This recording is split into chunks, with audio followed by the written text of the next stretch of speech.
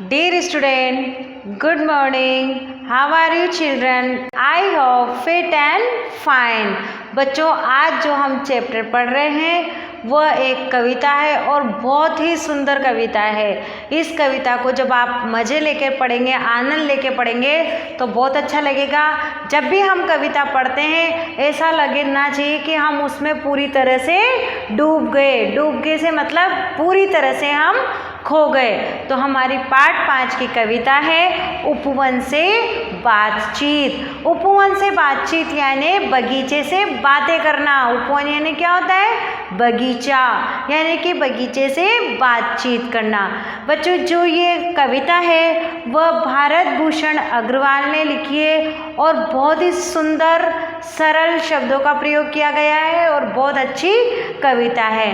बच्चों आपको पता है जो जीवन के मज़े जो व्यक्ति लेते हैं उन्होंने जीवन में बहुत से कष्ट उठाए रहते हैं, बहुत सारी विपदा देखी रहती है। आज हम सोचते हैं उसके क्या कमी है, वो तो बहुत पैसे वाले हैं, बहुत बड़े आदमी हैं, पर उन्होंने अपने जीवन में बहुत दुख उठाए हैं, बहुत कष्ट देखे हैं, बहुत प्रताड़ना सही है, बहुत तरह की जीवन में दुख सहन कर करके आज वो इस मुकाम पर आए हैं कि जब उन्हें सुख आनंद उल्लास मिलने लगा है। इसी तरीके से हम प्रकृति में भी ये सीखेंगे कि जब एक पत्ता खिलता है या जब नए फूल खिलते हैं तो उसे किस तरीके से सभी मौसम का सामना करना पड़ता है। तो आप मेरे साथ साथ अपनी बुक ओपन करेंगे, फिंगर पॉइंट करेंगे। तो आप अपनी बुक ओपन करिए, फटाफट से चैप्टर 5 निकालिए। Yes, open your book, page number 39 chapter 5। Start कर रहे हैं बच्चों हम। आज सवेरे जब बसंत आया उपवन के में चुपके चुपके, आप फिंगर पॉइंट कर रहे हैं मेरे साथ साथ, आपको जहाँ लगता है वहाँ पर पेंसिल से आप अंडरलाइन करेंगे। आज सवेरे जब बसंत आया उपवन में चुपके चुपके। बसंत कहाँ आया? उपवन में। और कैसे आया? चुपके चुपके। कानों ही कानों में मैंने उससे पूछा, यानी कि उसके कान में, किसके कान में? बसंत के कान में मैंने पूछा। और उपवन, उपवन यानी बगीचा, उपवन यानी बगीचा। फिर लाइन रिपीट कर रही हूँ मैं। आज सवेरे जब बसंत आया उपवन में चुपके चुपके, कानों ही कानों में मैंने उससे पूछा। कोमा है, रुक जाते हैं। मित्र, क्या संबोधित करा उसको? बसंत को मित्र कह के। मित्र, पा गए तुम तो अपने यौवन का उल्लास दोबारा। क्या कहता है कवि कि बसंत से पूछते हैं कि पा गए तुम तो तुम्हारा यौवन का उल्लास दोबारा, गमक उठे फिर प्राण तुम्हारे। अब बच्चों यौवन, यौवन यानी जवानी, उल्लास यानी उमंग प्रसन्नता, और गमक उठे यानी महक उठे, गमक उठे यानी महक उठे। उससे कहते हैं अरे वाह तुम तो वापस से, तुम तो जवान हो गए, प्रसन्न हो गए और तुम तो दोबारा से महक उठे। फूलों सा मन फिर मुस्काया, पर साथी, क्या संबोधित किया है? फूलों सा मन फिर मुस्काया, पर साथी क्या दोगे मुझको? मेरा यौवन मुझे दोबारा मिल न सकेगा। उससे कहते हैं कि जो फूलों सा मन है, अपना मन किसकी तुलना की है? फूलों के समान की गई है कि जो फूलों सा हमारा मन है वो तुम्हें देखकर वापस से मुस्कुराया है, यानी खुश हुआ है। क्या दोगे मुझको? वो प्रश्न कर रहा है कि तुम मुझे दोगे। अब क्या मांग रहा है? मेरा यौवन, मतलब मेरा यौवन दोबारा मुझे मिल सकेगा, ये उससे प्रश्न कर रहा है। अब बसंत क्या जवाब देता है? Turn your page, page number 40 page number निकालेंगे बच्चों।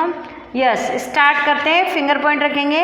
सरसों की उंगलियां हिलाकर संकेतों में वह यूँ बोला, सरसों की उंगलियाँ जो सरसों के फूल होते हैं, उनमें फूलों के बाद क्या होती है, इतनी इतनी सी ग्रीन डाली रहती है, तो उनमें उंगलियाँ फेराते हुए वह संकेतों में बोला। संकेत यानी इशारा, अपन संकेत करते ना, इधर मत जा उधर मत जा, तो वो होता है संकेत। तो इशारों में वह बोला, मेरे भाई, क्या बोला, मेरे भाई, व्यर्थ प्रकृति ने नियमों की यूँ दो न दुआई।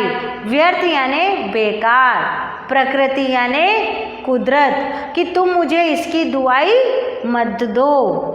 होड़ न बांधो तुम यूँ मुझसे, होड़ न मुझसे तुम ये होड़ मत बांधो, यानी कि आशा मत बांधो। अब किसकी आशा मत बांधो, क्या क्वेश्चन करा था उसने, कि तुम मुझे वापस से यौवन दोगे या तुम मुझे वापस से वो उल्लास दोगे। तो वो क्या कहता है कि मेरे भाई, तुम मुझे व्यर्थ प्रकृति यानी बेकार कुदरत की होड़ मत, दुआई मत दो, और मुझसे तुम ये आशा मत रखो। जब मेरे जीवन का पहला पहर झुलसता था लपटों में, क्या कहता है वो, कि जब मेरा जो जीवन था, जब मैंने शुरू किया था, उसका पहला पहर झुलसता था लपटों में, यानी तेज जो गर्मी थी उसमें लिपटता था, बहुत तेज धूप सहन करता था मैं।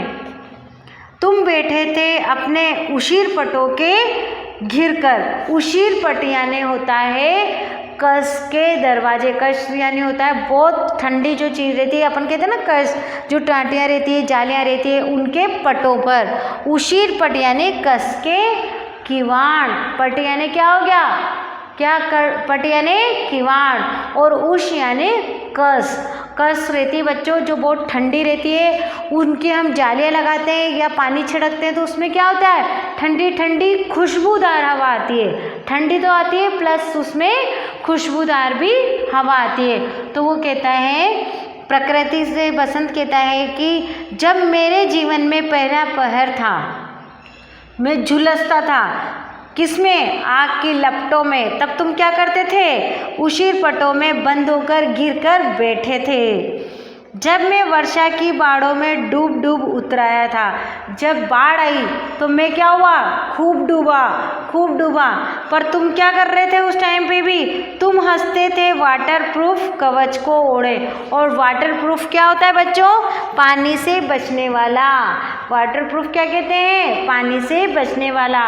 कि जब तो मैं डूब रहा था ना बाढ़ में, जब तुम क्या कर रहे थे, वाटर प्रूफ कवच पहनकर बैठे थे। तो दो उदाहरण दिया है उन्होंने, धूप से झुलसता था और पानी में डूब डूब कर उतरता था।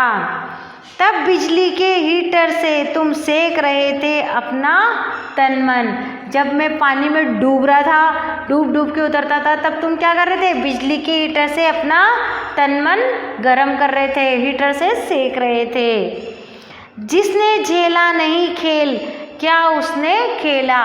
बच्चों ये लाइन बहुत अच्छी है, बहुत डीपली पढ़ेंगे हम इस लाइन को और बहुत अच्छे से समझेंगे।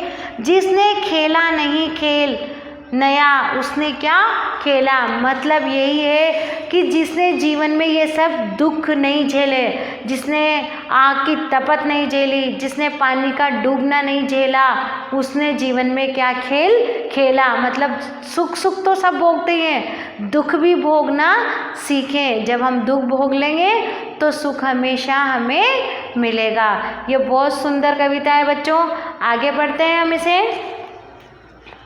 जिसने झेला नहीं खेल, क्या उसने खेला, जो कष्टों से भागा दूर हो गया सहज जीवन से कर्म से। मतलब जो कष्ट मैंने झेले हैं, वो जो कष्टों से दूर भाग गया, उसे क्या सहज जीवन मिला।